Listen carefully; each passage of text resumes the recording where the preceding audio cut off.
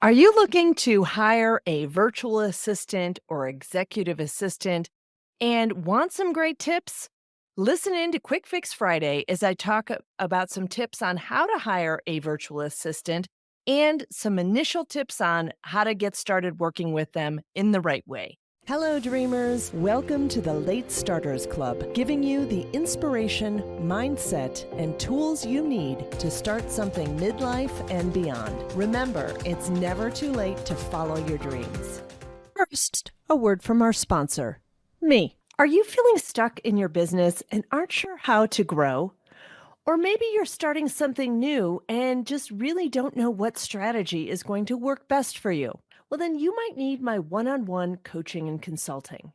I've personally helped businesses grow to the 6 figure mark and 7 figure mark. Whether it's really diving into your ads and seeing what's wrong, giving you hands on specific advice, or it's just taking a look at your overall strategy and giving you some recommendations for moving ahead. Just go to AndreaVall.com and go to the Consulting and Coaching tab for more information and packages that fit your needs.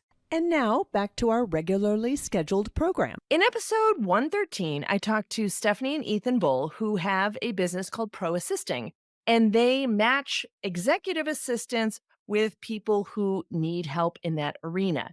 So that was a great segue into kind of diving into how to really work with an executive assistant and how to even find one.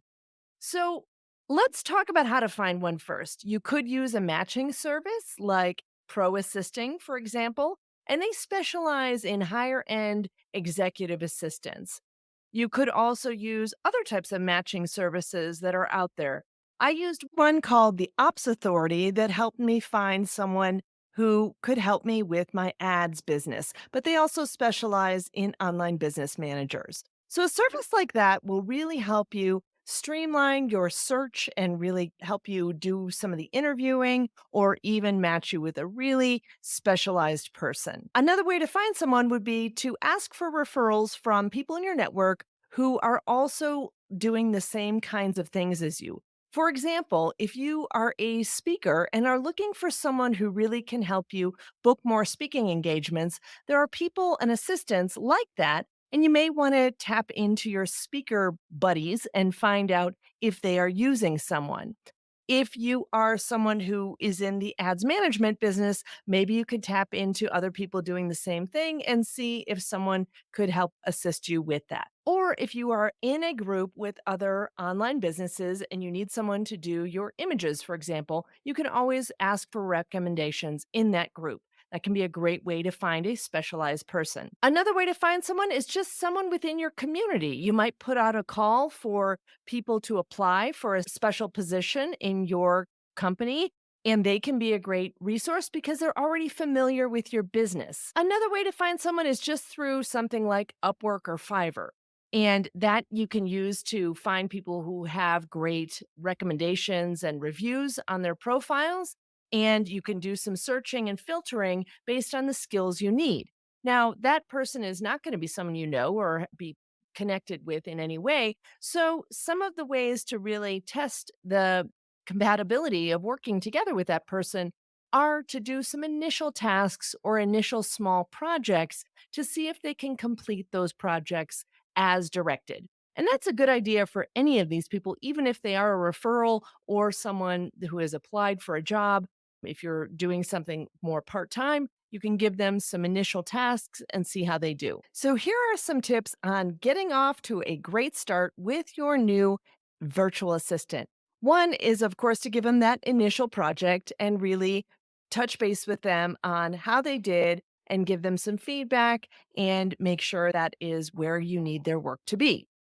Number two is just not being afraid to give them feedback or ask them to redo a project if it isn't right, because you want to make sure they are completing the work and understand the assignment from the start. Tip number two is to record videos of you doing the task to make sure they can really see exactly how you do it and understand the process really well.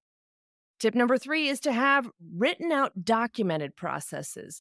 Now, of course, a video is great, but having that written process can really make it easy in making sure that you are updating that process as things change. Tip number 4 is to be really clear in your communications. You want to make sure they understand the priority of all your projects, when you need things done, and what the total scope of the project is. Tip number 5 is to make sure you're encouraging open communication from them. So if they are overloaded or not able to complete the project for some reason, they definitely come back to you quickly so that you have enough time to have a workaround or get that project done another way. There are lots more nuances with working with virtual assistants and executive assistants, but this is a great list to get you started. And if you haven't done so already, make sure you check out episode 113 and check out Ethan and Stephanie's book, The 29-Hour Workday. Hope that was helpful, and make sure you grab the free guide, Top Tools for Late Starters, on the website at latestartersclub.com.